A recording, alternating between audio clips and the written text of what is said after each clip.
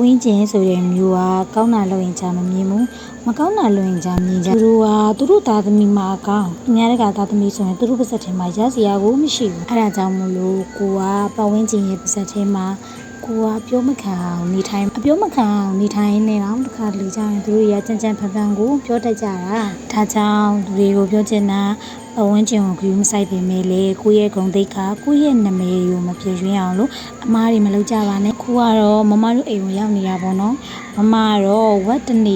နေတလန်းလားဘယ်လိုလဲမသိပါဘူးအဲ့တလန်းကျော်ရဲ့လို့ရှိရင်ဝက်ချက်တော့စွပ်ပြုတ်ရလှုပ်ရှားတယ်ကျမကတော့အဲ့ဒါတွေမစားဘူးဒါပေမဲ့ကျမကတော့သူချက်ထားတာလေးတွေသဘောကျလို့ဗီဒီယိုရိုက်လာခဲ့တယ်ဆော့ဆော့တော့စကားလေးပြန်ဆက်မယ်အမားတွေမလုပ်ကြနဲ့ဆိုတာကအမားကိုမလုံးမိအောင်လို့စူးစမ်းလို့ပြောချင်တာပါလူတိုင်းအမားနဲ့မကင်းဘူးဆိုတာလည်းသိရဒါပေမဲ့ကိုကဒီလိုမျိုးတွေပြောထားတယ်ဆိုတာရှိတဲ့အတွက်ကြောင့်မို့လို့